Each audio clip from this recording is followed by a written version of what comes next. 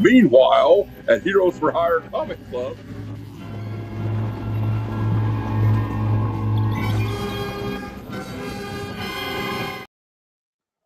Oh, hello, true believers. Speaking of true believers, we have another true believer on here, but let me ask you guys a question. Look at reading this comic.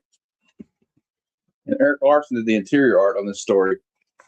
Look at this roided out Sylvester the Cat. What is going on in this? Marvel Comics presents. Anyway, all right. But that's not why we're here tonight.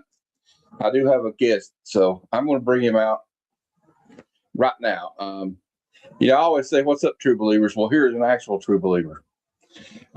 He's got an Instagram. I need to get his Instagram page and put it. I'll get it in a minute, but let me bring him on first. So, everybody, welcome Zach to the show. What's up, Zach? Everybody? How we living today? I can't complain. I'm having a good day. I had to drink some coffee before the show because I was kind of like about to hit the wall. But here, I'm going to put your Instagram in the chat. Oh, cool. I thought I had it in the description, but I'm not sure. So just to be redundant, we'll put it in the chat. Cool. Hold on, let me see if I can find where I lost my place. All right, guys, here we go. And paste it. And there we go. And I'll go over here and pin it to the chat. So perfect. Let's see here. So I can find out what I'm doing. It's like I'm confused. All right, here we go. There we go. Perfect. Pinned. All right. Anyway, it's good to see you, man. I appreciate you coming on. Oh, of course, dude. Good to be here. But so anyway, we always it's just kind of like I don't really have a list of questions. I used to have a list of questions, but I was like, I got tired of doing it because the same questions get kind of boring. So the only question I ask everybody is the first one I'm going to ask you, and that is, how'd you get into reading comics and collecting them? So when I was something got weirded out on my old thing here. Hold on. Oh, the camera went out. It's all right. Oh, let me fix it. Yep, there we go. Now we're back. I was looking at the chat. So when I was a little kid, Spider-Man. I was born in 1990, so I was born in the perfect sweet spot. What's up, Callie? For the golden years of kids cartoons. So Spider-Man the animated series, Batman the animated series. Gargoyles is popping up in my head. Power Rangers, obviously, it was live action, but still. So X-Men the animated series. And so then I got into those things, getting the action figures and learning who the characters were through that. And then that got me into the comics and didn't read too much as a little kid because I wouldn't have gotten or understood anything that was being said. I just looked at the pictures. I remember getting some Claremont X-Men comics, a Gambit comic, and some other things for a birthday, in third grade. And that was really cool, looking through all the pictures. Banshee gets killed in it in one of them, I remember. So I don't remember what episode that or what issue that is, but I remember reading that. And then as I got older, the Tobey Maguire movies came out, and this whole renaissance, I guess, of superhero films and things. I was growing up or getting older as these things were coming out. So then started chasing girls in high school, and wasn't really reading or staying caught up on things. And then when I graduated, got into college, met some buddies who were big comic nerds and superhero nerds, and that got me back into it. So that got me in Bendis, Avengers, all the great events. That's my favorite era. I love that era. I have most of it in Omniform. Rain and Avengers Disassembled. Yep. New Avengers is amazing, by the way. Oh, yeah. I try to collect the whole run. It's great. Yeah. But yeah, then I moved to LA to pursue acting and was in an acting class. And this gal that I was in class with, really talented gal, she dressed up as princesses on the weekends and performed at kids' birthday parties. She would sing and teach me how to be a princess. She goes, "You want a job?" And I said, "Well, what's the job?" And she said, "You can dress as a Jedi and teach kids how to be a Jedi or be Darth Vader or be superheroes and go to kids' birthdays. I said, sign me up. And it paid really, really well. So that forced me to get back into really reading again, because when I go to these kids' parties, these kids know all the stuff. And You so got the to know more it's I know, popular, yeah, yeah. I got to know better than they do. And so that really got me in. And that got me in when Time Runs Out by Hickman was going, and going into Secret Wars, and then Dark Knight's Metal and Rebirth was starting. So it was, I came back in at a really cool time. So, yeah, and it helped with my job big time, because I'd show up and I'd know, like, hey, I fought this guy, this guy, this guy, this many times. And the kids would be like, dude, this is really Spider Man, dude. Whoa, oh my gosh. Yeah. And I think I might have told this story on Paul's show, but I'll tell it to you because it's a funny story. About, probably a year before Infinity War came out, I was doing a play and I had to have a beard for the play, but I needed to go play Captain America. And so I showed up to this party as bearded Cap, and these kids were like, "You're not Captain America." I said, "Yes, I am. I'm having a beard off with Thor. You'll see. It'll be out. You'll see it." And then a year later, Infinity War comes out, and he's got the beard, and I just sat in that theater and laughed my ass off, because I was like, "Oh my gosh, these kids are probably going, oh, he really has a beard. Crazy." They all were like, "Oh, it was him. He didn't Yeah, have to these guys. That's why he had a beard." yeah, he was on the run. He was doing kids parties while he was on the run from the government. Um, but yeah, so then since then, just been reading. I collected trades of a bunch of stuff, and then COVID hit, and I got my first Omni, and was like, "Oh, this is way better than collecting trades." So spent the next year or so upgrading all my trades to Omnis that had them, and now I just do it all the time. So Yeah. And I know you even put out some pretty cool videos, like on Instagram, like sometimes, like you made that one for the Daredevil thing for the club you're in. oh Uh, yes, that was a really cool and kind of inspired me to try to make some stuff like that. To be honest with you, I so appreciate that. Thank you. Yeah, my brother is in video production and graphic design, and he has his own company and goes out and shoots things for local businesses. And we got a semi-pro baseball team here in the summer that college kids play on. He does all their pictures and their programs and all that kind of stuff for them. So I reached out to him and said, "Hey, I'm doing a book club for this comic club I'm in. I got an idea. I got access to a church. You want to go shoot something Daredevil-esque with me?" And he was like, "Yeah." And we got it done in a little over an hour.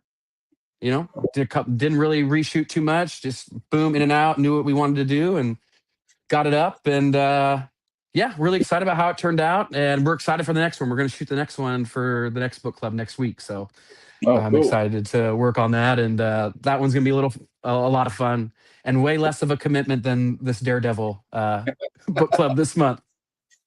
So yeah. No, it's pretty good. I've read a lot of that stuff. I just can't remember a lot of it, but I've been getting in like all the back issues of that, like because I mean, I don't know what he's wrote lately, but like back in the day, Brian Michael Bendis, like everything he touched was gold. I don't know, like when he worked with Hmm. Daredevil, Casada, and Kevin Smith, and Alex Maleev, and then New Avengers. I don't know what you say about New Avengers. That the whole thing was just perfect the way they brought it out. I thought. Hmm. And of course, it was the Miles Morales stuff, but what? So I know you said you were you went out there to be an actor. Yes, sir. Um, so what were like some of your inspirations to want to do that? Like growing up, Uh, just Star Wars. Star Wars is number one for me for sure. Like I wanted to. That made me want to make movies. I couldn't go actually have a lightsaber and go fight the Empire for real. So what's the next best thing? Let's go do it on camera. And then going and seeing Tobey Maguire's Spider-Man. Like that's a core memory for me. Going and seeing that opening day. That was a big inspiration for me. And then just I don't know, man. It's just getting up and doing it is so much fun that like every time I get up and act in a play or something, it just inspired me to want to keep doing it and keep pursuing this thing. And I kind of took a little bit of a backseat because my girlfriend moved in with me this last year, and I spent the last year kind of saving up money and kind of doing that, but shooting a couple films this summer and getting back into it and auditioning again. So this has been a great creative outlet though for me, doing the collages and making the videos. So, Oh you yeah. know, I remember like I used to love doing that stuff in school. Like when I was younger, they're like, "What do you want to do for a living?" I said, "I want to be like Eddie Murphy and be on Saturday Night Live." They're like, "You can't yeah, do that." be reasonable or whatever. Like, you need to be realistic. So I guess they kind of killed my dream. I listened to them. So, but I know. I didn't listen to very many people. That was I that was my think thing. everybody should follow their, to whatever extent they can, follow their dreams. Like, I guess I'm kind of doing something though. I'm kind of talking on here. That's not the same thing to me, but I always Hey, it works though. It's entertainment, and you get just as many views as some of those late night shows. So you're doing just fine. I love the just like the whole history of film. Like, I feel like though, I don't know if it's because I'm getting old or like I feel like I'm stuck in my ways though. Like, it's like to a certain point. Like, if you gave me movie trivia from anything past 2010, I would not know it. But like, if Yeah, you ask me anything from 2010 back to the 60s or even later, I could probably be like, there's probably a good chance I know it. But like, I don't know if you feel that. That's a good question. Do you feel that is a some good of question. the films today just don't feel the same as they did back? Like, we had different decades. Like, Oh let's yeah. say like the 70s were in two different sections. The Hmm. first part of it, you had these like movies like directors like Roman Polanski and Scorsese. And then we had the point where Star Wars came out. Hmm. I'm saying Jaws was first. And then when Star Wars came out, they kind of went to this like, okay, we need to have this big blockbuster in the summer type thing. Yep. But used to before that in Hollywood, you could get anything made. Oh yeah. I But think to your question, I think it's a two-prong kind of deal. I think one, we go through different. Tarantino talked about this. The 70s was very experimental, and a lot of yeah, crazy stuff came out in the 70s. yeah, And then, everybody talks about the pendulum, right? And I think the pendulum in the 80s swung the other way, and you had your really clean cut stuff. Reagan was president, war against drugs. And so a lot of stuff was put through that frame. And then the pendulum swung back again in the 90s. And there were a lot of really cool films in the 90s. Like, I think of Heat, and I think of a lot of other films that were really intense and in your face. yeah. Goodfellas, Well, uh, Philadelphia Story. I'm just some of these other stuff that's really, really good films. yeah, yeah. Scent of a Woman is one of my favorite films ever. And I'm pretty sure that's 90, like 91 or 92. But Yeah, anyway, like my and 92. then I think early 2000s, it was kind of a mix. Early 2000s movies were really crazy. Everybody had like Nickelback in their trailers. Like Yeah, the first Avengers was trailer was a Nickelback song. Um, and I think also as we've gotten further here to now, I think just from my experience and studying as much as I have, a lot more films and shows are spoon feeding things to the audience instead of yeah, just trusting the audience's intelligence, yeah, and spoon feeding things through action and through like not random dialogue, but through things other than just somebody just sitting there for 5 minutes giving me exposition about something, yeah. Like, Uh, okay, like, well, that's a good. I'm glad you mentioned that because, like, nowadays it seems like it's hard to get people eyes. I've heard a lot of people complain about one of my favorite directors of all time, Paul Thomas Anderson, did a film last year called One Battle After Another, which I thought was amazing. it was a really good film. And like, then I hear people say, "Well, it's boring and it drags on." I'm like, dude, not everything has to be like, bam, bam, bam, bam, bam, in your Yeah. face. I think I don't know what you think, but do you think maybe because of TikTok and stuff like that, we got people that are just like, no, I got to have it now. You got to like, I got Yeah, to I see think what's it going on.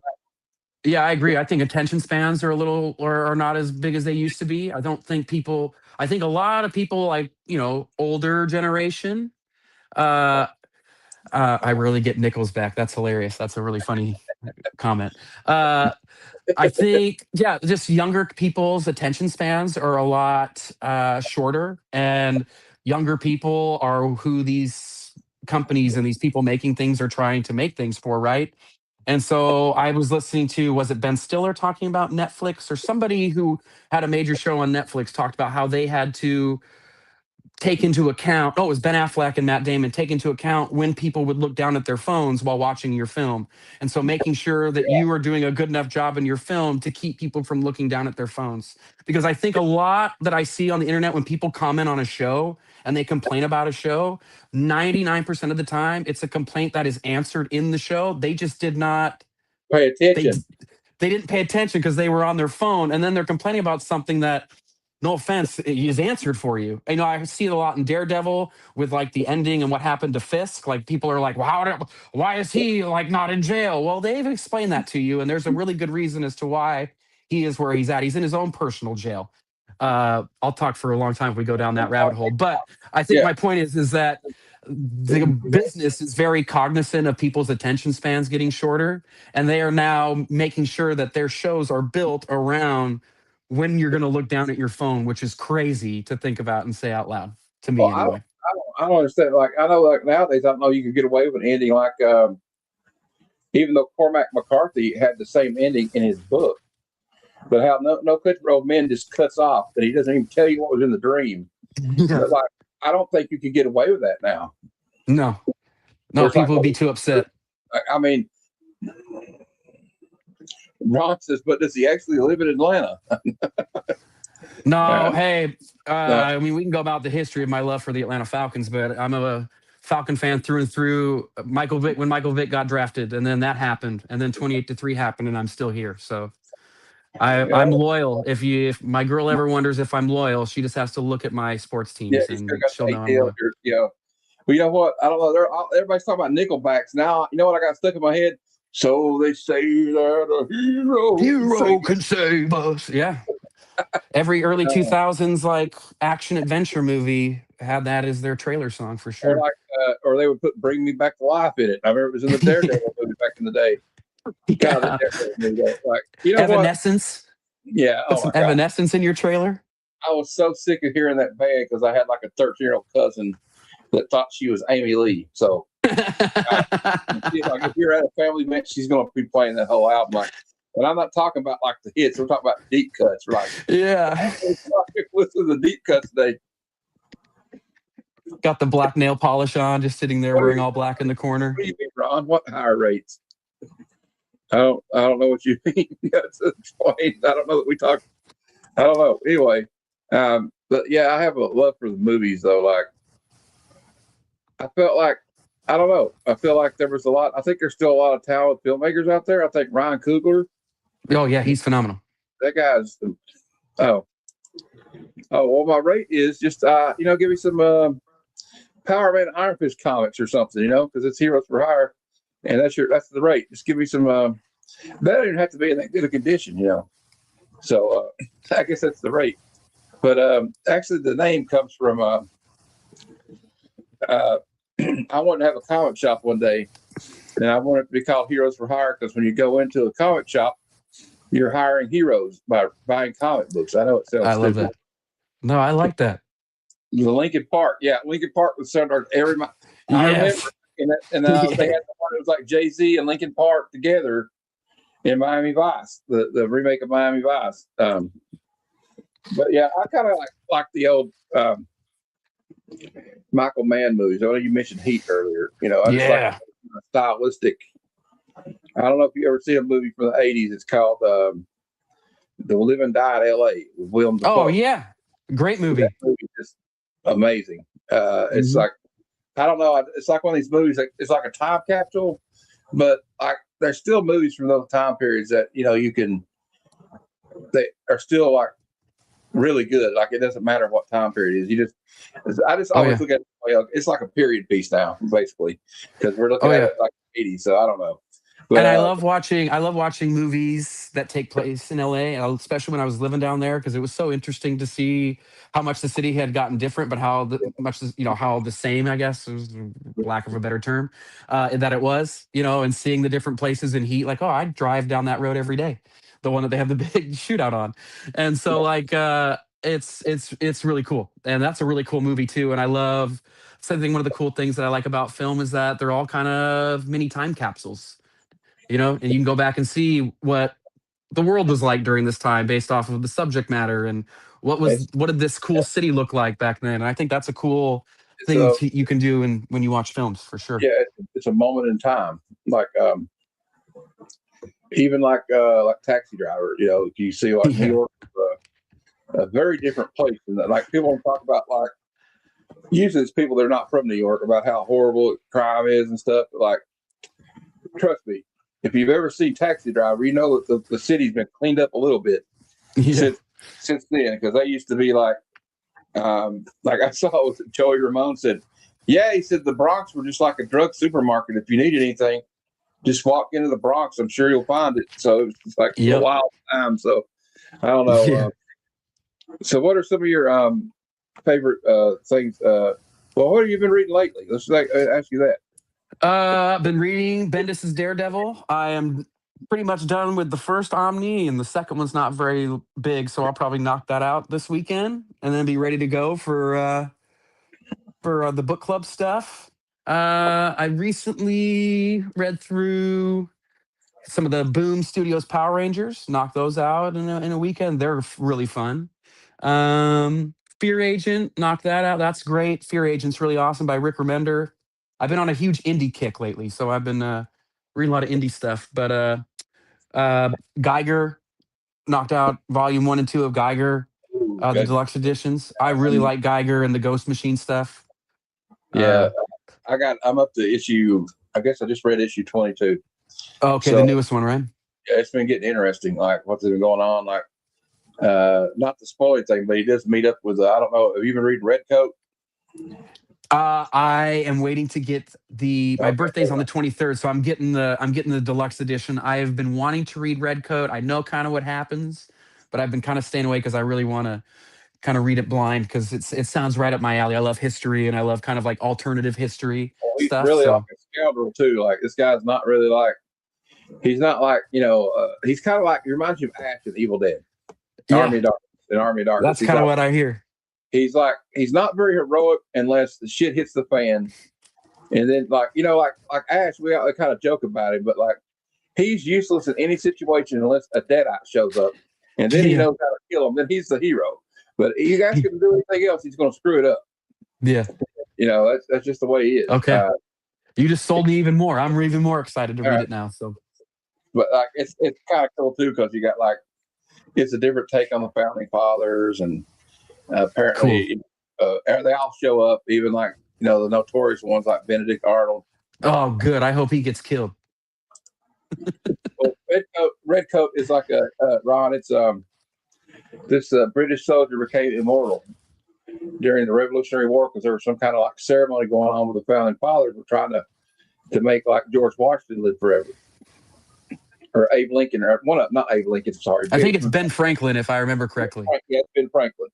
So then he gets the immortality, and he can't die. He's like a Highlander basically, but like and he goes around getting in adventures. You see like young Albert Einstein shows up, Benedict Arnold shows up. Other famous people like Annie Oakley makes an appearance, Johnny Appleseed. I heard that too. Yeah, it's really interesting, right? It's worth getting like the collected edition. It's kind of too late to go back and get the single issues right now. It's really hard. But it's I don't do that anymore either. I don't know. I'm trying to do that with get like the Epic collection for Darth Vader because I've been watching some of these audio comics on YouTube. And they act out the Star Wars comics, and like that's I keep hearing all the negative things about the Star Wars comics, but then like I saw them talk about Darth Vader, and then this character Dr. Aphra shows up, and I'm like, well, she's freaking awesome. Yeah, Doctor. You know who loves Dr. Aphra is our buddy Trev, the shipping guru. Trev, yeah. Well, now I know why. Dr. Aphra. So Trev, I didn't know why you like Dr. Aphra, but I do now. She's like the sci-fi Indiana Jones in a way. Yeah, except she's more like a she's kind of a rapscallion or whatever you call them. But I love that, a rapscallion. What a great name to call her. Yeah, she's kind of like she's on her own side. Let's just put it that way. She does whatever. She's out to save her own ass. So I got to the point where they had a story called Darth Vader Down. Have you seen the Vader Down? Have you read Is that the one where Vader says, "I see nothing but fear," or he's like he just takes down the entire like rebel army on his own? Yeah. That one? Yeah. And then he plans and Luke tries to get him, and then Dr. Aphra then try to kidnap. I just like the whole rapport with her and her murder. I call them murder droids. Yeah. Kill everybody, That's cool. See, Aaron agrees with me. He said it agrees with me. He said I read the first 6 issues of Redcoat. Definitely worth reading. All right, Aaron. I got you. I'm gonna check them out. I'm definitely getting the deluxe edition for sure. Yeah, Ron, you might want to check it out. Like, see, I like introducing people to new stuff they don't know about. What's really cool about Ghost Machine, just listen to Jeff Johns talk about it, is he likes all those like the Johnny Appleseed and Paul Bunyan stories, right? Those Yeah. legends, those American legends, and this is his version of that, and I love that. So you got the red coat, then the guy, I don't remember his name. I just kind of listened to a little review. But later on, you have the guy from in the Civil War, and then you got Junkyard Joe, and then it goes all the way through to Geiger, and there's these like legends throughout history that Well, they're where going to have a big event show up too, like eventually. But yes, and I also, hear that. I heard that too. I reading Geiger, they kind of get into that a little bit. you get artists like Gary Frank and Brian Hitch and Jason Claybach are on some of these books, Yeah. and these guys are all like top tier like artists that like. That's the thing about indies. You're talking about reading more indies lately, and I've been reading one here lately. Like I like stuff that's kind of like eccentric. Like there's a series. I don't know if you read it, but if you get a chance, get the trade when it comes out. It's called "Is Ted Okay?" Oh, I've heard good things about his Ted Okay. Oh Yeah, my it's on my list of when it comes out and yeah, is oh my collected. I want to god, read dude. it. It's like I don't know how to put this. It's like a Radiohead video came to life or something.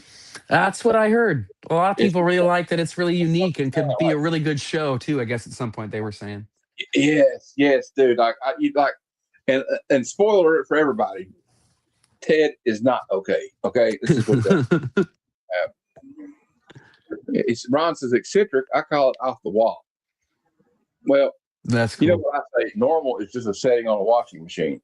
Yes, it is. So I mean, we all get. I don't know, but so you got any recommendations for anybody out here? I know you want to talk about the book club thing. Yeah, I'll talk about the book club thing. I got a bunch of books that I got here in the last week or so too. I can share with you. All right, yeah. But What are you gonna do?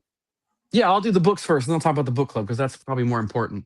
But so like I said, on a big indie kick, so a lot of these are indies. Then I got some compendiums, and then I did my first ever CGC, sending books in to get graded and all that kind of stuff, and it All came right. back pretty awesome. So, but I'm gonna do the Radiant Black journey. So I got the two first hardcovers here of Radiant Black.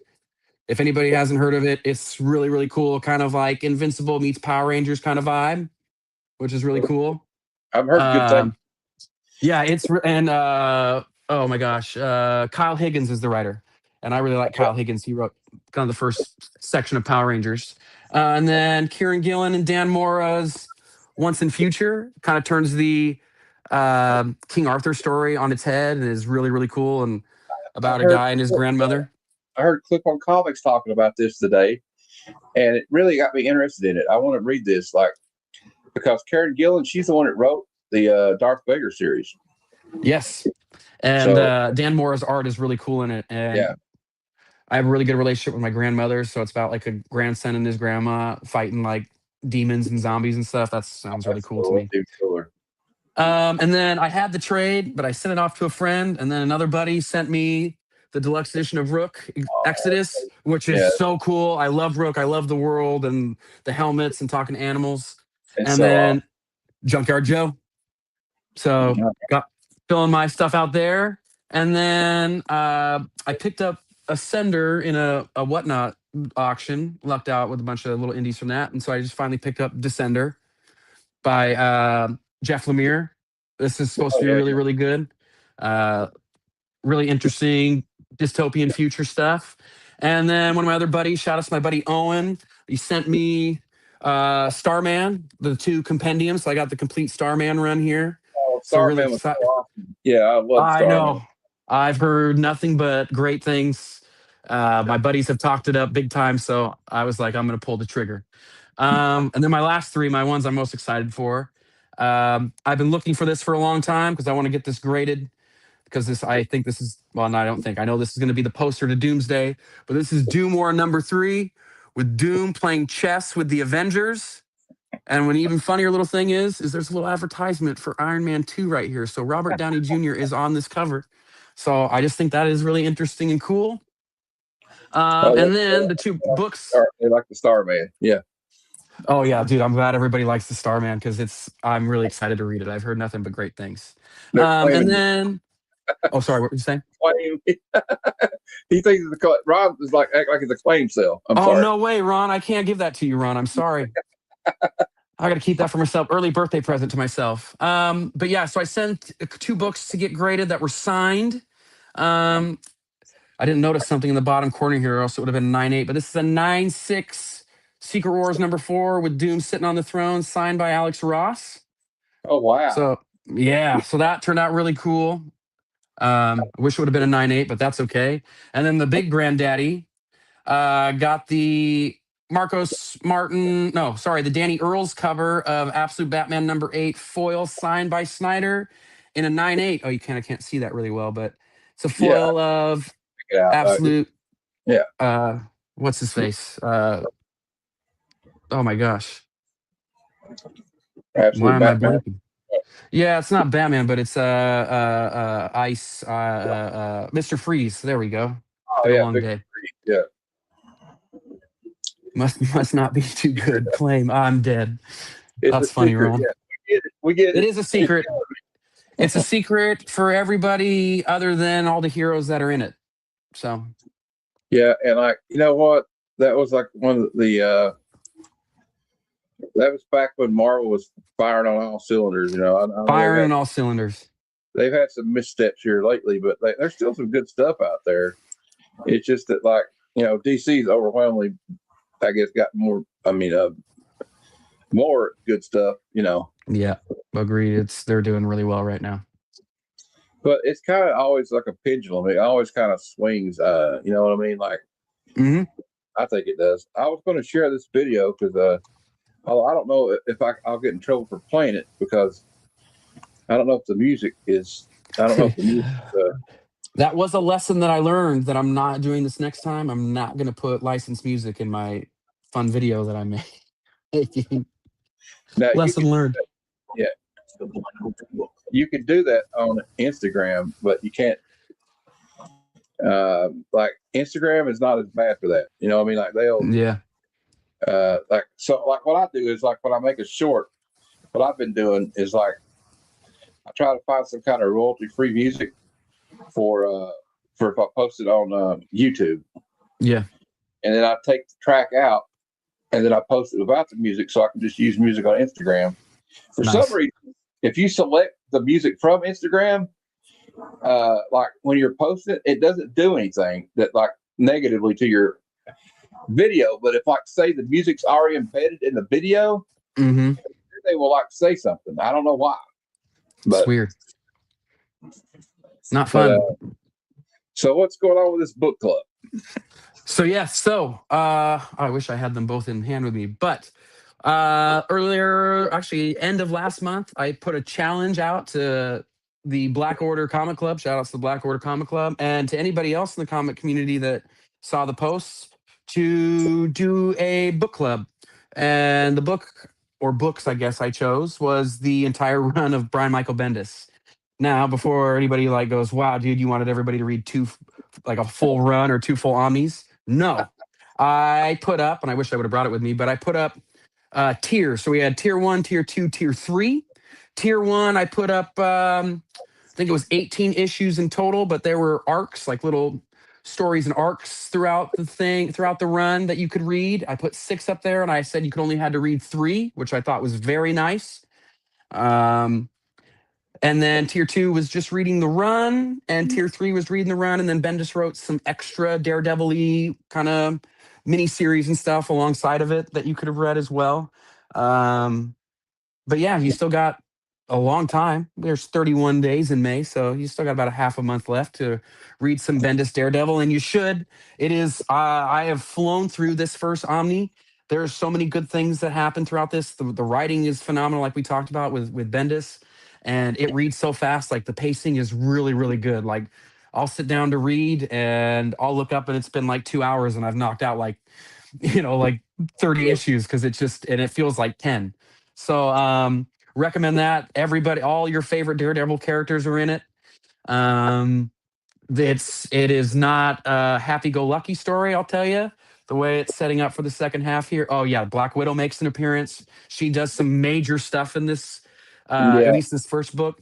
Yeah, I mean, it's a great read. You will not regret reading this run. If you think, oh man, I don't really feel it, that's a lot. read 3 stories from this run, and I bet you read 3 more. Because it's phenomenal. It is really, really good. Oh, nice, Paul. Yeah, he's in the club. I am Ron.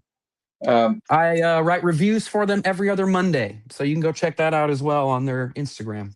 what I love about the that one run, the one part with when Black Widow shows up, like when she's leaving, she goes, "You should have made love to me when you had the chance," and she walks off. Like, damn. And then I don't want to, spoilers anybody here. Then she goes out and brings Elektra in just to make his life even more complicated, like just to be a jerk. So it's I really love Bendis's writing at this time. I think he maybe when he took over at Superman at DC, I didn't really like how it just didn't really match very well. But when he's writing Spider-Man or Daredevil, maybe not Moon Knight, no offense. Like when he's writing that street level stuff, he's really in his bag, and I really, really like it. Oh, what's up, Bruce? Yeah, I didn't really like. It was like I was excited at first. I'm like, oh, he's gonna be writing Superman, and I was like, oh, he's writing Superman. When I read it, I'm like, oh, he should have wrote Batman. They should have put him on Batman. To be honest, I think it would have been more his speed. I think like he could write those characters a little bit better. Well, what's hilarious to me is he was on Superman and Tom King was on Batman, and then they tried to get people to buy books at Walmart, and so Bendis wrote a Batman story, and Tom King wrote Superman Up in the Sky, which is one of my favorite Superman stories, and then the Batman story by Bendis was phenomenal, and so it was just hilarious that in the midst of both their very controversial runs, they swap and they both write amazing stories. You know what was crazy though is like I didn't really like Tom King's Batman either for a lot of decisions that were made, but actually when you go back and learn about it, because he was on Clip on Comics being interviewed, stuff was taken out of his hands to where he had no control over what was going on. Yeah, editorial took that over big time. Well, he didn't expect, like he said, look, I was just going to, like, Alfred was supposed to come back, and then all of a sudden the editor's like, no, keep him dead. Yeah, Dan DiDio, thanks a lot, brother. Well, Dan DiDio was like, he was quoted as saying, none of our characters deserve to be happy. We shouldn't make them happy. We should always have something bad. Like, you can't have all the bad. We got to have some good. Yeah, even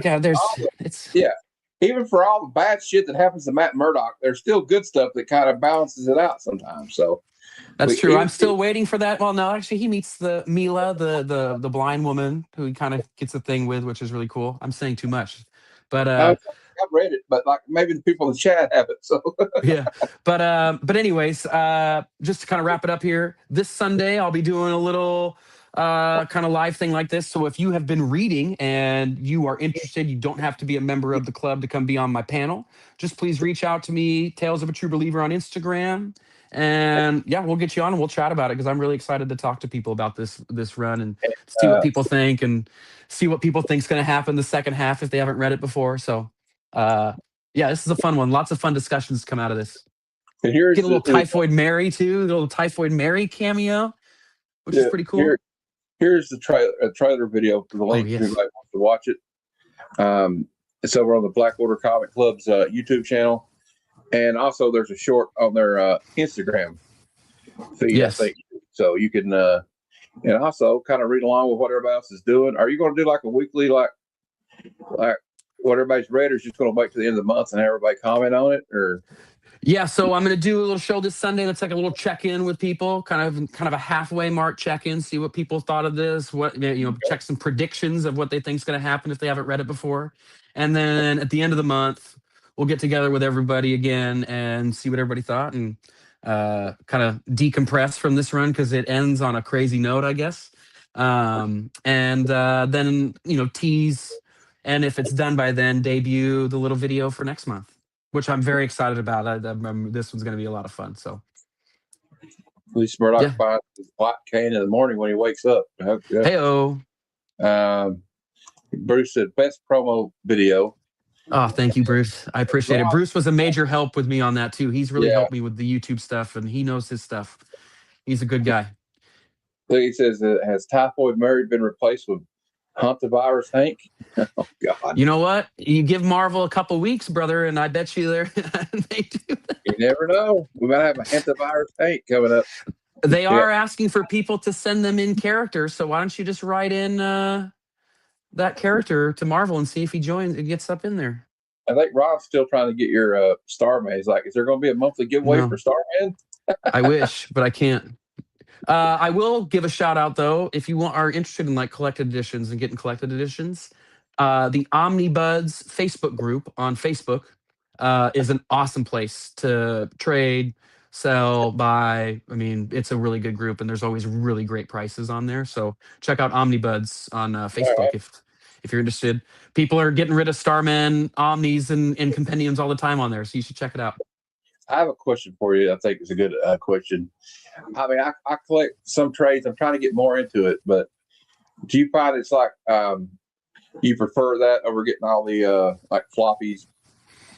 Yeah, I just like it from a aesthetic standpoint. I love the way the Omnis look on my shelves, Yeah, and it takes up less space. So like I had all of Scott Snyder's run in trade, and it took up a whole shelf basically because there's like 12 volumes of it or 10 volumes, and I have it in just two Omnis sitting right there with some extra stuff too, and it takes up like that much space.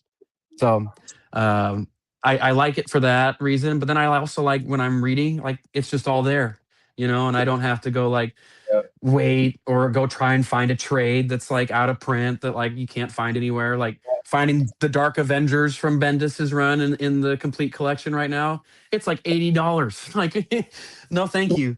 So I like having just everything there, and then like I can be like, okay, I've read this whole thing. I'm done. I'm good. I don't have to go find anything else. there is a certain like convenience to it to where um like oh, I don't have to like well sometimes I just collect stuff not because I want to read it in like single issues. It's just I have this thing about collecting runs. You know what I mean? Yeah. Like I want to try to finish my G.I. Joe run, as you know. You probably know Heck I'm a yeah. big. Oh It's like yeah. it's not a secret that I'm a big G.I. Joe fan. So, and but like when it comes to like I was looking at that Doctor Aphra and then Darth Vader series, I'm like I could just get like the Epic edition or Epic collection, and get the Hmm. highlights of it. Read it. So that's what I'm going to do with that because like That's a good move. then I would have to check out all these other issues. I mean, I want to get the first appearance of Doctor Aphra though in a single issue, but I'll probably do that Yeah. hero, and then I'll just get the collected edition. So, I will say a run of an Omni or a collected edition is different than like an event that they're collecting. Like Marvel event Omnis suck to me because the way they're mapped is they do like the story at the beginning and then all the tie-in issues in the back. yeah, Instead of DC does it really well, where they put everything in order so that it's like a good read. So like Dark Knight's Metal, you get like issue 1 of Dark Knight's Metal or issue 2 of Dark Knight's Metal, and then it goes into like the tie-in stuff that does that chronologically, and then you learn about the different evil Batmen kind of sprinkled in throughout there. And so it's just a way better reading experience for me when it's all kind of in chronological order. Like Hickman's books are always like that because he has a lot of say in how his books are mapped. And so his stuff is always in chronological order, and it's really I love reading his stuff in that collected edition format uh, because it's such a beautiful read. we have a question from Kingdom of Nerds. It says, "What has been your favorite Omni to read?" If that wasn't asked, Favorite Omni to read? That's so hard, Bruce. I will say, because we were just talking about him, reading Hickman's Avengers, or sorry, Fantastic Four, or sorry, Secret Warriors, then Fantastic Four, then his Avengers going into Secret Wars is a really satisfying read oh because man, you he had just that. get the whole Yeah, thing. the Infinity thing. I love that Infinity thing, dude. Yeah. Oh my Oh yeah, god. when Thanos comes down and his son Yeah, Thane and all that. Yeah, it's really cool. and like Um, that's peak. That's peak Avengers, man. It is peak Avengers. I will say too, because it's looking me right in the face. Reading Ultimate Spider-Man 1 through whatever it is, the whole run is a really Mhm. satisfying read too. It's Are you really talking about good. the OG Ultimate Yeah, Spider-Man? the Ben, Yeah, yes, the yeah, OG Bendis Spider-Man. It's what, one, two, three, 5 volumes. So yeah. yeah, there's a lot there, and it's real good. Fable says he's been really digging those compact comics from DC. Yeah, Yes, those are really they're like I great. didn't get those because like you got like Supergirl, Woman of Tomorrow, and like Kingdom Come. Mm-hmm. The New Frontier. Now, see, Marvel does a little thing like it. They're not as small as those though. There's kind of like Mm-hmm. there's Marvel compacts too. Really, they're not called that, but it's like a smaller version Yeah. they've been releasing. So yeah, No, I think for the price point, this is one of the smarter moves that DC has done in a long yeah, time because anybody that I know, I'm just saying, hey, go get this version. And they're like, well, that's expensive. I said, well, these compacts are like $10, dude. Just go get the $10 one. You're going to get everything you want. And I have a buddy who's probably got like 7 or 8 now. And he's just kind of every time he goes to Barnes and Noble, he'll go check it out and he'll text me and go, is this good? And I'll either, if I say yes, then he gets it. So it's a really cool thing that they're doing. I really like that they're doing it because it's getting more people into books. I already have some on my Christmas list because Bruce was talking about it a few weeks ago that they're going to do like a box set for the compact edition. So you'll have like, Yeah. so I'm looking forward to like, I'm going to be like, Mom, you got a Christmas idea for me. Here you go. Yeah. Sure. So like also like some of those just like, it's like, I like how it's like they're trying to make their older works more accessible, which I think is a really good thing, you know? Oh yeah, like someone can go buy Kingdom Come for $10 and get to read that. Or reading like The Killing Joke or Infinite Crisis or Final Crisis in a compact format for $10. Like that's a steal. Ron was asking us both, I guess, who here is going to watch the Supergirl movie when it comes out this summer? Need to know if it's family friendly. I don't think it's going to be rated R. I think It'll have maybe your obligatory one or two swear words that are allowed in a PG-13 it's going movie. to be more. I think they're trying to get like, especially little girls and kids are Yeah. going to. I think they're going to like this movie. I really think. I know. You know. Of course, you know what? If you listen online a lot enough, you'll hear negativity about any film. I don't care. Yeah. I don't care if it's Return It, of the Jedi or Gone with the Wind. yeah. Um, It's so based off an Eisner award-winning story. It's going to be pretty good. I mean, the story that it's being adapted from is one of the yeah, better and stories to come out in a while. basically, Tom King basically wrote almost a love letter to me. It almost feels like when you read the book or the story, it's almost like a superhero version of True Grit.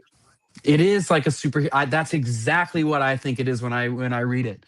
It's a girl power, which is awesome version of True Yeah, Grit. and I think that like a lot of times, like in this industry, like in this fandom, girls kind of get left to the side a lot. Like, no, we'll bring them in as Yeah, add-on characters, or like they want to integrate like the, which I never got it. Like I've heard them talk about her looks because I think Brie Larson's one of the prettiest girls I've ever seen. yeah. And they wanted She all is. that whole thing with that just really got me down because I really like her. Yeah, And so I'm hoping this movie will go out there and help promote the ladies a little bit more because yeah. without being like like I think sometimes I think the thing I don't know, I'll ask your opinion on it, but like when they did that whole like girl power thing and Avengers Endgame and it ruffled some feathers, it Yeah. probably felt forced a little bit, but like it was still cool. A little bit. I It was think cool. I think that was why the criticism was that. I get that, but like Yeah. what's Fable saying here? He said I just picked up the Hickman FF to solve everything compact. Can't wait to get into it. Yeah. Yeah. It's really good. Zach says it's one of his favorites. So It yeah, is. And if you like Black Panther too, Black Panther's written really well in it. And there's a lot of stuff with Namor, and there's a lot that goes on, not just with the family, but about yeah. Supergirl. I think if you took your grandkids to go see the newest Superman movie, you probably can go see this movie. If you are worried about your main character being depicted as a little bit of a drinker and you're worried about your grandkids seeing a main character drink a little bit and get drunk, maybe don't go take them to see it because Kara's definitely going to be sipping on some stuff throughout the movie a little bit, Yeah, I think or at that least might at the be. beginning. Maybe in the beginning. I think maybe it's going to be more like. I think it probably a couple scenes. I'm hoping that's all they'll do. So Yes, and I remember he said Oh yeah, grandkids. Yes, not grandma. But yeah, no, I'm sure it's a be okay movie to take the kids, especially little girls. This is really cool for them, and it's probably not as a serious of a tone as Wonder Woman either. So if you took your kids to see Wonder Woman, probably okay to see this one too. yeah.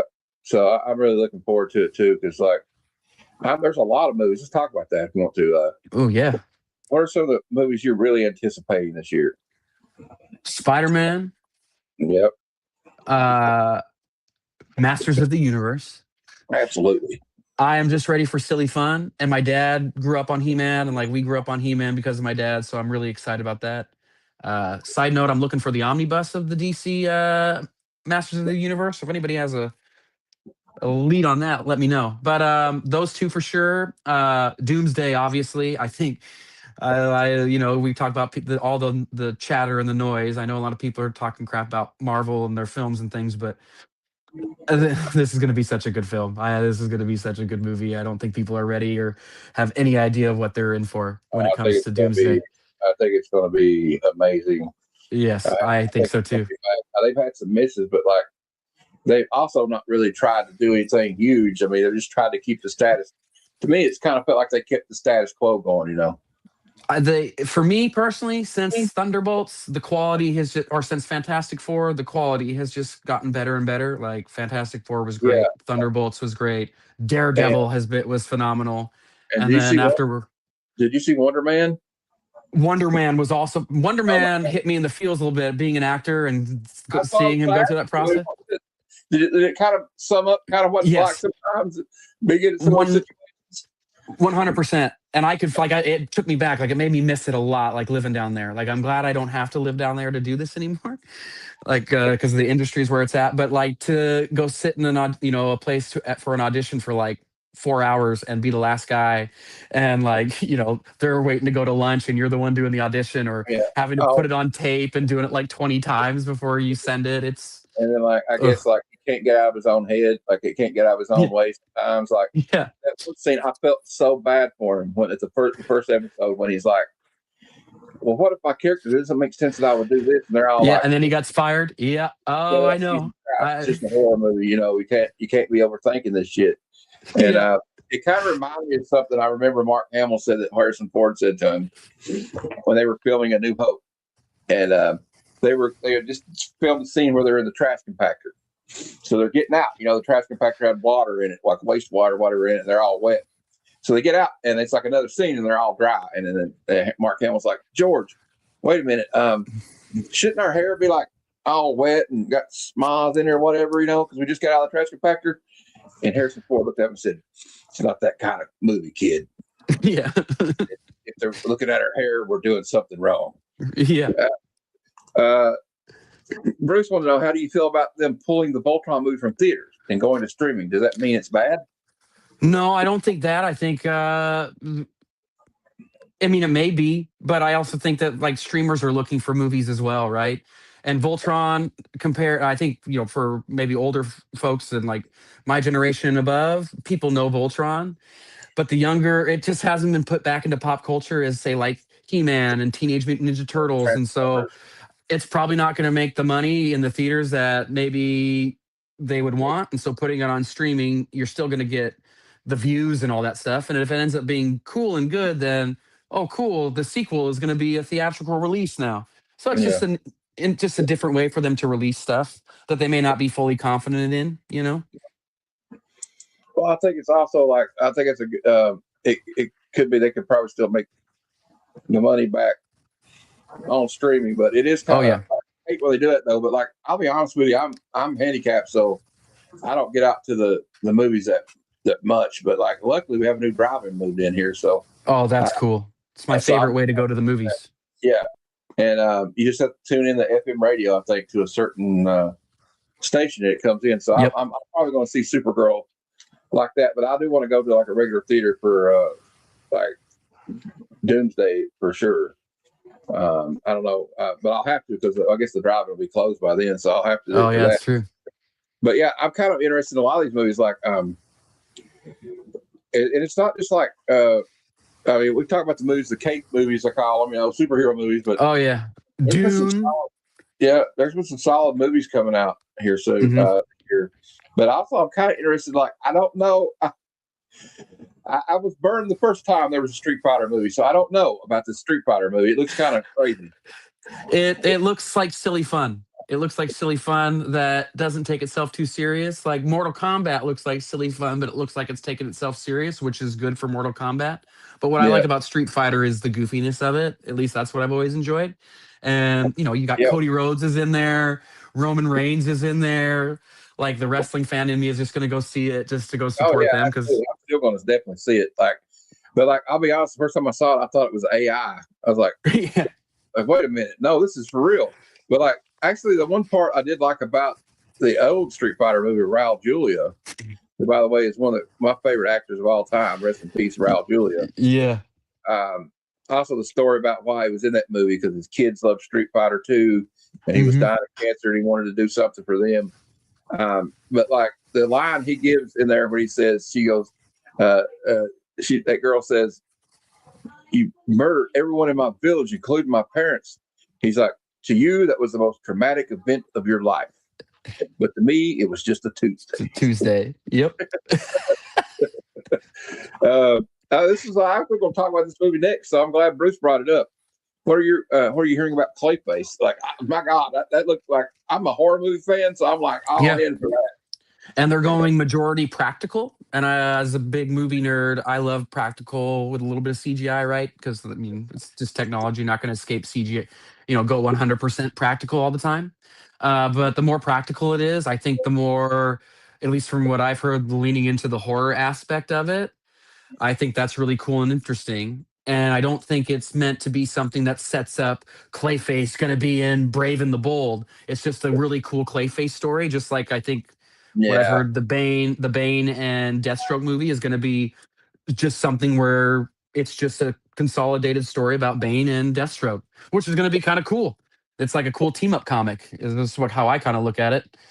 But if you like horror, and I think if you like a lot of body horror stuff, I think this is going to be right for you. Like you're going to see a guy's face like stretch and like do all this gross stuff, and his eyes probably going to like droop down his face mid conversation with somebody. And so if you're yeah. into that kind of stuff, then like Well, you're going to love this. Like House of one, Wax kind of vibes, I yeah. think. One of my favorite movies for 2024 was The Substance. Yeah, So it's a good that movie. movie was it's also got Margaret Qualley in it and Demi Moore. So I was good. Well, we got Bruce is handing out, is typing out jokes in the chat now. He is, dude. So I'm going to play this for him. Get the fuck out of here. All right. Collector P brought something good one too. The Odyssey's coming out, and we got Evil Yes. Dead. So Odyssey looks cool. Dune looks cool. The Spielberg Alien movie looks really cool. Yeah. The Disclosure. Yeah. Yeah, The Disclosure Day, is that what it's called? yeah, something like that, or just Disclosure or something. I don't remember, but it looks really cool. It looks really interesting. And with all the stuff coming out in the news, about UFOs and all that, whatever, if that's even real, but it's just an interesting time for that movie to come out. So Did you see the? I know you saw it because what's the name of it? Shit, that one, Ryan Gosling. I want to see that so much. Hail Mary Project. Yeah, I got to see that. I'll have to wait till it comes out on streaming though. But Yeah, really good. Bruce has got another question for you. If you were to be cast in any franchise, which one do you pick, and who would you want to play? Non-superheroes, any franchise ever. If you asked me to play, if I could play one character in my life, it would be Michael Corleone from The Godfather. That's who I would play. If it's superheroes and I could be anybody, I'm going to go something off the wall here because it hasn't come out yet and hasn't been cast, but I would be Richard Rider Nova. I would go with being Nova because Nova would be cool as heck. Nova's really cool and a very underrated cosmic Marvel character. So I would go with Nova. But yeah, Michael Corleone. That's a good pick. That's a good choice because, oh my God, they're in the second film. I can't remember the actor's name, but he died after he only made 6 films. Oh yeah. His brother. You're talking about his brother, John Cazale. Fredo. The actor. Yeah. Fredo. There's a scene, the way they do it, it's just so perfect. Where you got John Cazale is sitting in that chair, leaned back like this, and Pacino's standing over him like the authority figure, right? And he's slouching back. Oh, in the boathouse when they're talking in the boathouse, yeah. That whole scene is just stepped over me. Yeah. It's just so heartbreaking and just dramatic and wonderful and you see why he betrayed his family in that moment, Yeah, it's crazy. And then there's so many subtleties in that movie. People are like, I don't get it, or they say it's too slow, but Like in the first one, when they're in that restaurant and he goes and gets that gun, and he comes back, and it's the Pacino plays it so perfectly too with his eyes. He doesn't say a word. Mm-hmm. Like, you can tell his eyes are dark. He's not paying attention to anything this guy's saying anymore. No, he's just I'm waiting. gonna pull up this guy's throat or his head. Uh-huh. And Interesting fact about that scene is up until they shot that, the studio did not want Al Pacino to play that part. They were trying every day to get Francis Ford Coppola to fire him because they didn't like him. They didn't think he was good for the part. I know. Fire him. And then they sent them that scene and they went, okay. Okay. Sometimes you got to trust the filmmakers. You do. And I don't think people realize how much filmmakers fight to have the actors that they want to have in their films.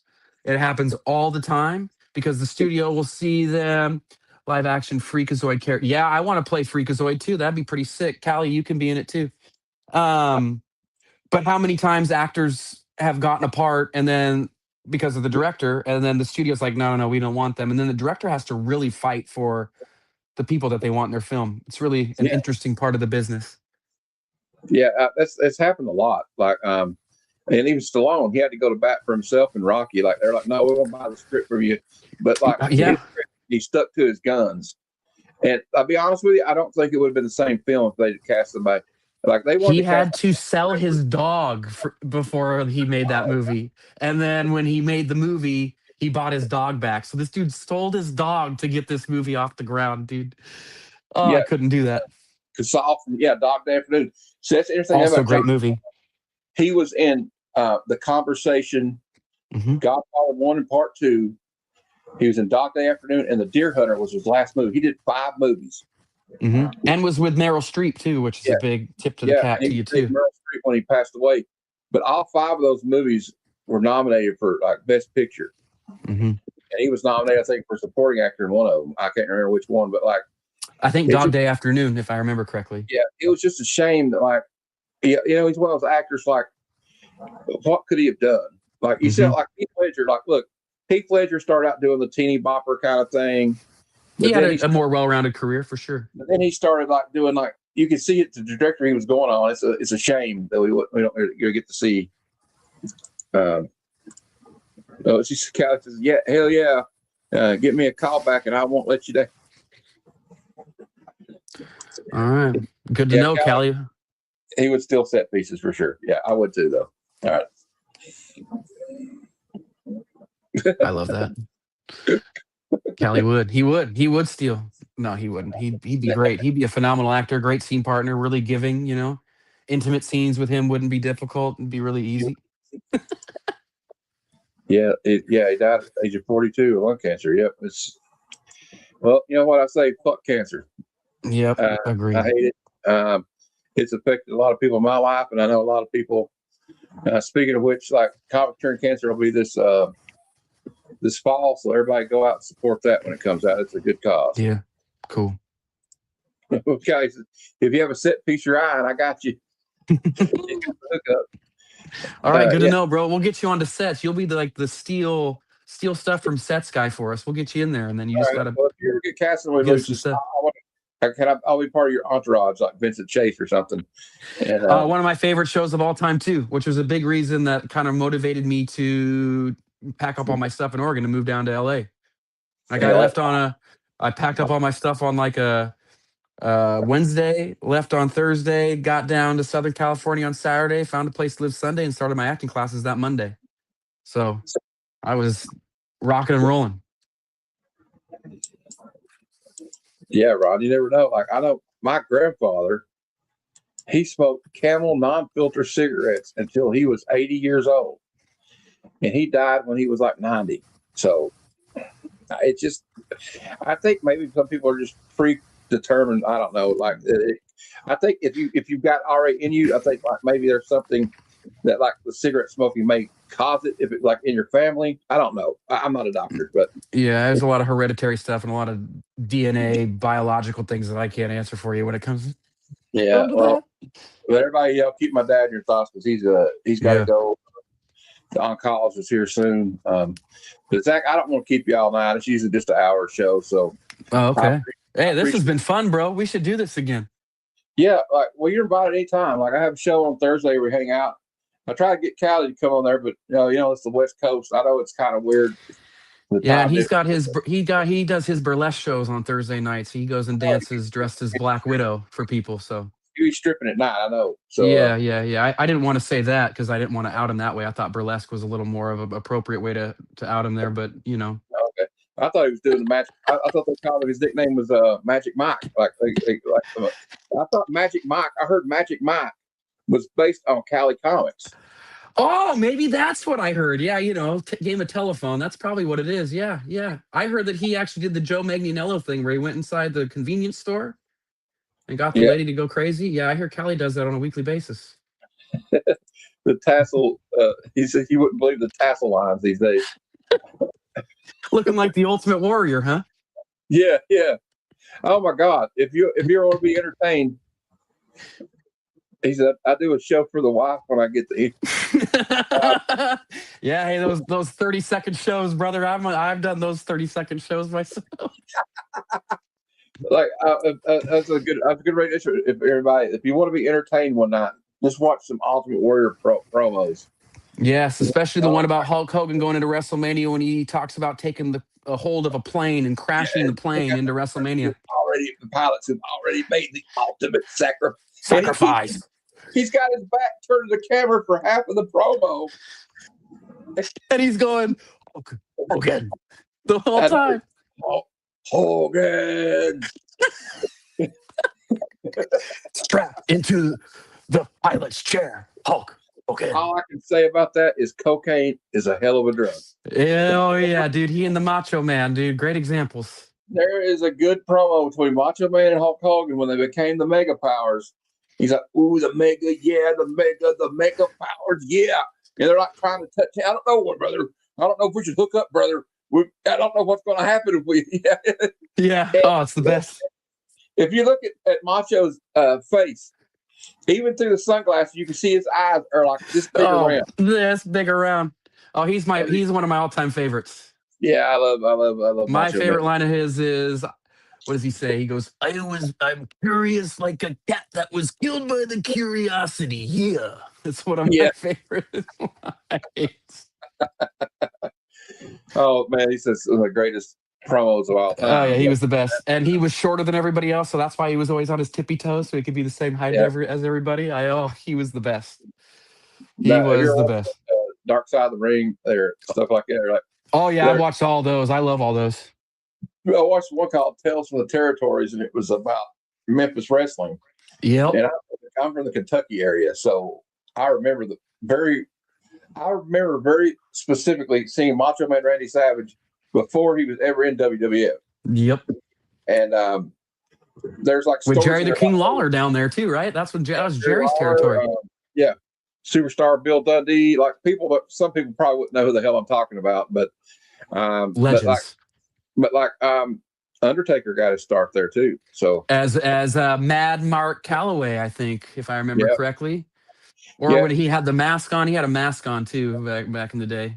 But yeah, he did the mask thing too. I think he was in World Class Championship Wrestling. Then he went to that's right, WCCW, Memphis, and then he went on to WCW where he was in the Twin Towers or something like that. There was something like that. Dude, we'll have to get together one day and just talk wrestling. I love talking ball and wrestling. It's I want to do a wrestling like chat or something. Like I want to talk like the territory. There's like something like romantic about like back in the day when they had like the Mid-South and World Class and AWA and Memphis Wrestling. And you had the Admitted Land. Then you had the Texas wrestling scene that was absolutely crazy. Yeah, in Florida, like Florida's where Dusty Rhodes made it for himself. And Portland, I didn't realize Portland was a huge wrestling scene as a little kid. So Roddy Piper started there. Roddy Piper was like big there. Mm-hmm. And there's a story about Piper. Like these guys, like you think they're like you hate people today, but like when Piper went to LA wrestling, the Guerreros were there. Yep. And they hated him, and he made them hate him because. And he did stuff you probably couldn't get away with today. Like, listen to his promo about the Cow Palace, okay? Yeah, in San Francisco. He said, like, I'm gonna do a peace officer for the Guerreros. I'm gonna play the Mexican national anthem. Yes. on my bagpipes, and he started playing La Cucaracha. Yes, and then when he faced Bad News Brown at WrestleMania and put half blackface on. What was he thinking? Like, what the hell? But I love Piper. I've dressed up as Piper and gone to events before. I've worn the kilt and did the whole thing. Well, love the. I mean, there's so many good wrestlers. We could talk for days. It's too bad he didn't do more movies because he was a pretty I good know. actor. I'm here to do two things: chew bubblegum and kick ass, and I'm all out of bubblegum. Oh, Have it's one of my favorite you lines. ever seen Hell Comes to Frogtail? No, but I know I've seen clips. Oh my I've God, watched. dude, that movie's insane. I don't know. Like I'm like I'm a curator of bad cinema, so to speak, right? I used to Yeah, do I a feel film that. called Bad Cinema, and it doesn't necessarily mean I don't like these films, but like you have to watch them under certain, like either you have to be smoking something, drinking something, or with a bunch of friends goofing off. Like me and my cousin watched Sinbad of the Seven Seas Oh, yeah. last week, and it was like Lou Ferrigno, and they overdub his voice. So Yep, because it's so bad. yeah, we did do a wrestling show. Like, I mean, I'm talking about classic wrestling. Like, yeah, we got Ricky. Now I've woken everybody up. Yeah, Yeah, Piper. Ricky the Dragon Steamboat, dude. King Kong Bundy, Hacksaw Jim Duggan. Oh, I mean, we could Yeah. go Leaping Lanny Poffo to go back to Macho Man's brother. Ric Flair, he's probably my all-time favorite. But Hey, no, that's a good idea, Zach. Maybe we could do like a thing like every now and then. We don't have to do it every week, but like yeah, we could do like talk about a classic territory or something. yeah. Maybe we can cover that up. Get into some New Japan pro wrestling, dude. Talk Yeah, about, yeah, some great classic matches from all the different stuff. Oh, because yeah. I will Mountain tell you, West. Matt, I don't know if you've ever been to a show live before, but going to a wrestling show live is one of the most fun experiences you can have. I've been to Monday Night Raw several times. In Oh, fact, it's funny. in 2000, was it? It was okay. It was like 2000, 2001. Remember when Stone Cold turned heel and Yes. like going what? Well, After WrestleMania 17? he came to the ring. We're like, fuck you, Stone Cold. He's walking past us, and he said, he turned around and said, "You better shut up, or I'll stomp a mud hole in you, you son of a bitch." A bit. I was like, yeah, he called me an SOB. I was like, hell yeah. One of my So favorite things he used to do as a heel is after the show, he'd get on the mic and he'd go down and he'd go, "Hey, what do you do?" And the guy would say something like, "Oh, I'm a school teacher." And he'd take the mic back and go, "You know one thing I hate the most is goddamn school teachers." And he just would just shit on everybody. Oh, it's the it best. takes a lot of talent to like get a crowd. Like I've heard Jerry Lawler talk about it. He says, "I knew when I was a heel, if the guy in the front row was contemplating jumping the barricade and Yeah. coming in the ring and fighting me, I knew I was doing my job." Oh, yeah. He said, "I would go out and there would be bricks through my window in my car. I don't know how many like tires I replaced, and so like it's like back then they kept it like close to the vest. Like you weren't even Oh, allowed people to, thought it like, was real. yeah. Well, like you wouldn't if you were the heel and the baby face, you couldn't go out and drink in a bar like together. Nope. But wait a minute, you guys were just fighting at the forum tonight. What are Yeah. you doing? Oh, yeah. That's a good question from Aaron here. What is everyone's Mount Rushmore of wrestling? Zach, I'll let you go first. Okay, let me ask this question specifically. Okay, is this about just overall impact on the business, like or who the best wrestler was, who's the best character? I need a little more specific because it's a difficult. It's really broad. I'll Because if tell we're you what. going like best wrestler, like technical wrestler in the ring, the Bret Harts and Ric Flairs are in there, right? But then if you go, I'll do biggest impact on the business. Hogan, Flair, Rock, Austin, I think are my four. I would replace Flair with John Cena probably because John Cena has put himself. I mean, he's done more Make a Wishes than any other person alive by like quadrupled that, and he was on top for over a decade, which a lot of guys, except for Bruno San Martino and Hogan, can't really say. Yeah. So I would probably take out Flair and go Hogan, Cena, Rock, Austin. I would put those guys on there. But then, like, I think of The Undertaker and Shawn Michaels and Bret Hart and some of those other guys that are like And probably way better wrestlers than any of those guys in my first little list there. but they're not. They weren't those crossover big time stars that the rest of those guys were. If I was going to go over like biggest impact on the business, I had to put Andre the Giant on there. Yeah, that too. Andre too. Like it's a tough to knock it down to 4. And then like I guess I have to put like Stone Cold on there at some point, but then Hulk Hogan's got to be on the list, regardless of what you think of the guy personally or Yeah, whatever. I don't like him personally, but he's Uh, one of the like, goats. man, it's hard not to say Ric Flair, but there were so many like I don't know. Now, if I was going to go on my favorites, like my heart tells me, it would be like Shawn Michaels is one that really like. Another person Same. that was probably not a very good person in the '90s, especially, but Yeah. The Rock and now this is not I guess it's not a Mount Rushmore. I'm not gonna say Mount Rushmore because people get mad at me, but Roddy Piper, CM Punk, these Oh are yeah, guys CM that Punk too. impact on me a lot, and like Same. yeah, Junkyard Dog, Jake the Snake Roberts. People don't think about him One of enough. the best promos of all time, Jake the Snake Roberts. And like he never raised his voice. He didn't yell and Nope. scream. He's just like he told you what he was going to do, and he did it. And you mentioned CM Punk. I will say this: he's one of my favorites of all time too. And a lot of my friends that have gotten into wrestling the last like 3 to 5 don't like him because they're Roman Reigns guys. But Punk made wrestling, kept us watching wrestling when wrestling sucked. I'm not just talking about his pipe bomb promo, but like him leaving that summer and taking the championship with him and like trying to make wrestling fun and cool and relevant again during a time when even the boss was making it irrelevant. He's a He, guy he, that he, really, yeah, he has a passion for the business. yes. And Mick Foley's a great pick too, Yeah, brother. Mick Foley's yeah. also a great pick. He gave his Great. heart and soul to that business, like and sacrificed his body. There's a great story about that Hell in a Cell where like he says, when I fell through the cage, which was not meant to happen, I woke up. I looked up, and Undertaker's standing at the top of the cage, looking down on me, Yeah. and he says to the referee, Earl Hebner, in a deep voice, deep voice, he's like, "Is he dead?" Yeah. And he said, "I thought I was dead for a minute." He said, "For sure," but like, especially he said it wasn't a good idea to take the chair up with him because it came down with him and hit him in the face.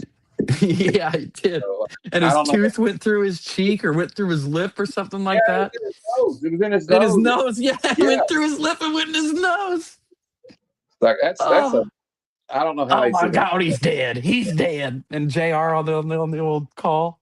Like I think that was actually. I seriously believed him. I thought he was dead too. I'm like, yeah.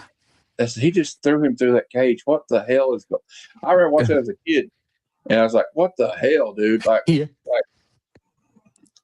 And then, of course, then it really happened. Unfortunately, with Owen Hart, who was a very underrated wrestler. I thought, he was of course, his brother. We forgot about Bret Hart. Bret's had a big impact on wrestling. Yes, and a certified Hulk Hogan hater too. Big time, lifetime, card carrying member of the Hulk Hogan Haters Club. Yeah, he is big time. Hates him. And Jesse Ventura, not a fan. Jesse Ventura, also not a fan, because when they wanted to unionize, Hogan said, nah. And Jesse Ventura never forgave him for it. Yeah, he stooped about. But there's so many interesting characters throughout the history of wrestling. Mm-hmm. Like Dr. David Schultz, that guy was a wild man.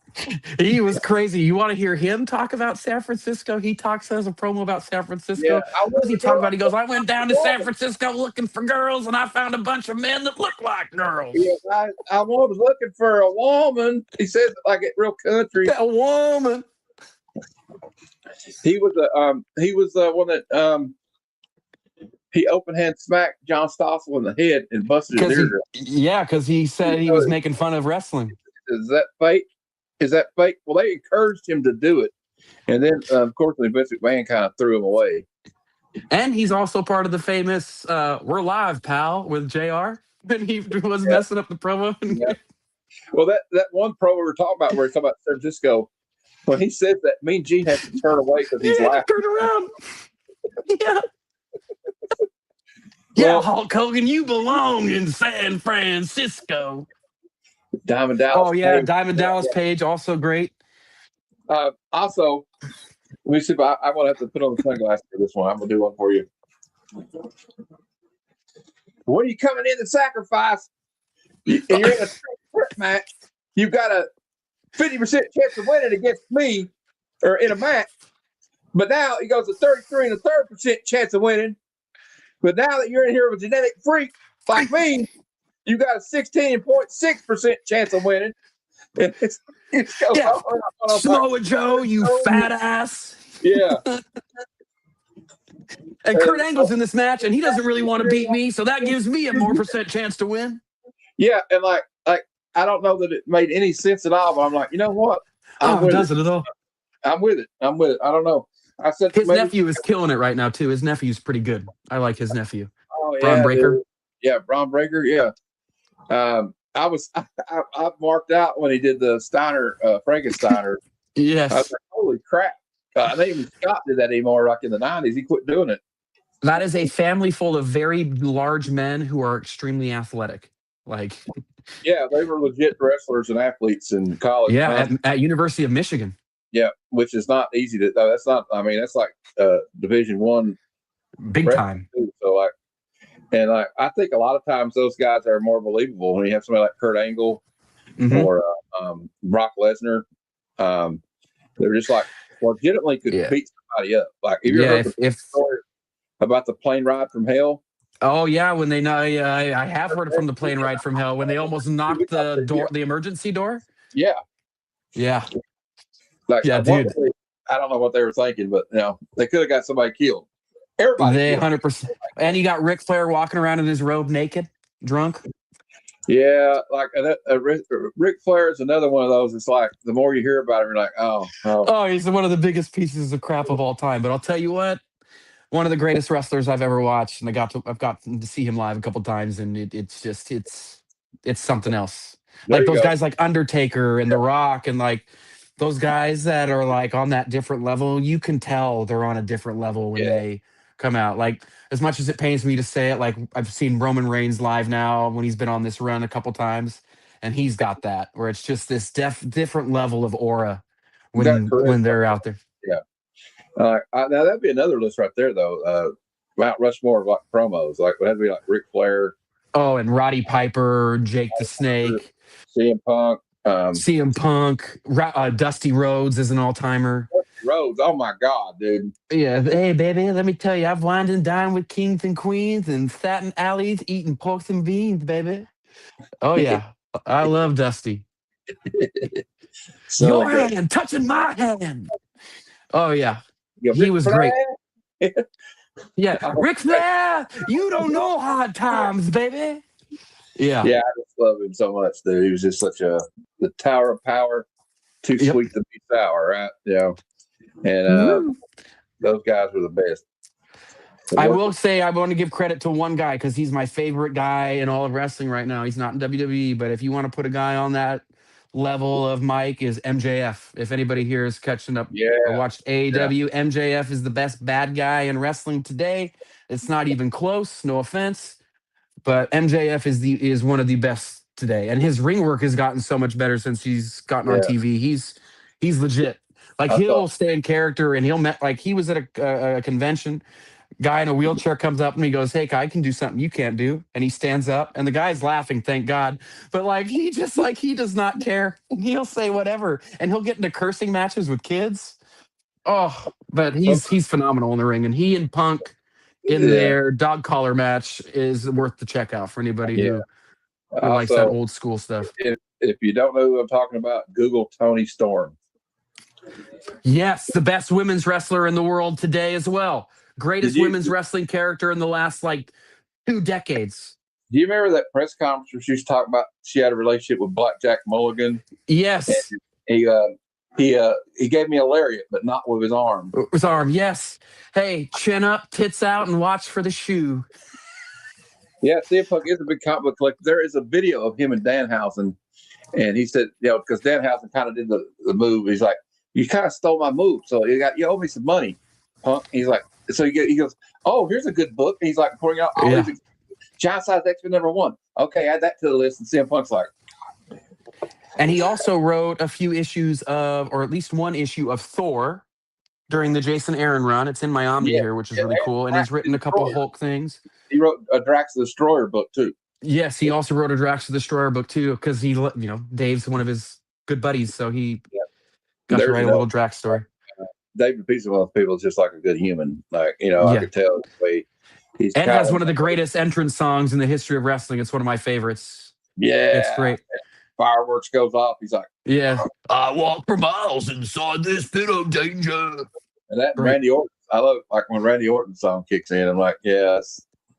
Yeah. Oh, Oh, great songs right and now. But Cody Rhodes' song is great too. Cody Rhodes is really fun. So I've been to a couple WrestleManias recently. Went to the one in Vegas last year, not this one. And I'll tell you, Cody Rhodes' song goes crazy live. Everybody wants to sing that. Joe Hendry. Yeah, Everybody goes crazy for Joe Hendry. And Obafemi, like people go crazy for Obafemi. And this was, I went to Raw a couple weeks before WrestleMania this year. And so, like, just to see where he's at now is pretty crazy. Chris Jericho in AEW, Judas in My Mind. I've been to a couple AEW shows and everybody sings that at the top of their lungs. They'll keep singing it after it stops. I had so Uh, much fun watching him. Like when he was in WWE, we saw him come out like to bring the world down. oh yeah, he's never had a dumb theme song. He's always had sick songs. Well, it's like because he's in a band, like he does Yeah, some of the dude. music. So yeah, Good he old always Fozzy, dude. Fozzy, man. I love Fozzy. I used to think they were. I had a chance to go see him, but I missed out on that opportunity. Oh, Long that would time. have been cool. Yeah, I'd like to see him. But yeah, I don't know. There's so many great wrestlers out there. There's so many fun things you can like. Some of like I'm kind of down on some of this the way WWE's handled a couple of things. Like it's not like the CM Punk thing. I knew he was going to lose that match. I knew going in that Yeah, match. yeah. But like I feel like I kind of question some of their choices at WrestleMania this year. Like with that the Pat McAfee thing, like they kept building this up like it was going to be somebody from like Cody and Randy's past, and then they bring this guy out. Granted, the one guy they could have called was in a federal court case, so they couldn't call Ted DiBiase Jr. to get involved. He That's was true. getting sued by the government. What would have been really cool if they could have got Dustin to come back and Yes. that kind of angle with the brothers. Ah, that would have been cool. But Yeah, there's been a lot of talk in the wrestling community that WrestleMania it just doesn't have the same luster that it used to have, where it felt like the granddaddy of them all, the showcase of the yeah, Immortals. well, I've heard some people, It doesn't have that feeling anymore. well, I heard people complaining about all the commercial breaks they've been doing in the middle of it. Yes, and the cost to go. Like Yeah, last year prices are crazy. it was expensive to go last year, not super expensive. It was affordable. This year it was double that. Like my buddies and I were going to go again and we were like, "No, there's no way." There's no, and it's in Vegas, and you got to get an Airbnb, and that's expensive. Like paying $6,000 to sit where we sat and paid like maybe two last year. Yeah. Like it's crazy, Also, crazy. their treatment of these older wrestlers now, like it's like they used to take care of them. Like I watched Kevin Nash has a podcast called Click Yeah, he This, does. It's pretty and good. he was talking about how they were at the Hall of Fame thing and they didn't have any food for anybody out there. Yep. They had and then when Sid Vicious and Son came out there, they barely even like He acknowledged didn't get Sid. to talk. And then Yeah. Stephanie McMahon had like her thing went on for like an hour, which was just a total ego fest for me. Yeah. And at least from my knowledge from watching things forever, it did not used to be this way until TKO took over. That's right. And And 2 night thing is a little bit much. Like see, the thing is, I see that argument, but then also we got to think about like there's all these wrestlers and they're all trying to get on the card for the end and get that payday. And so I want to see as many of those guys and gals get on the card as possible, right? And instead of I've been to the WrestleManias where it's one day and you're there all day and it's like a 7-hour show. So I get like it sucks being there all day for a 7-hour show because by the time you're at the main event, everyone's exhausted because you've been there all they're day. trying to make it like a whole weekend, like All-Star Weekend or Super Bowl Yeah. weekend. I think this has worked out better just in the grand scheme of things. And everybody, for the most part, until this year, I would say, gets on the card. Like they'll have the multi-people matches each day, so everybody can get their payday, I heard which is nice. the New Day got fired, didn't they? So they got asked, at least this is the rumor, they got asked to take a pay cut because they're asking a lot of these older guard guys that they just re-signed in 2024 for some reason to take a 50% pay cut. And the new guys said, "No, we'll just walk then." which I can understand. But a lot of TKO's asking a lot of guys to take a 50% pay cut. Sounds like the Miz took the pay cut, but he's getting seen on TV now a lot more with Danhausen and all that silly stuff. Yeah, So that's a great angle though. I'm not. I I like like that. that it's. I love Danhausen too. I've been watching Danhausen for a long time, and to see him finally get this type of recognition has been really cool. But I'm hit or miss on the TKO thing. I like that it's being taken serious on ESPN and Sports Center and like is in the main zeitgeist like that.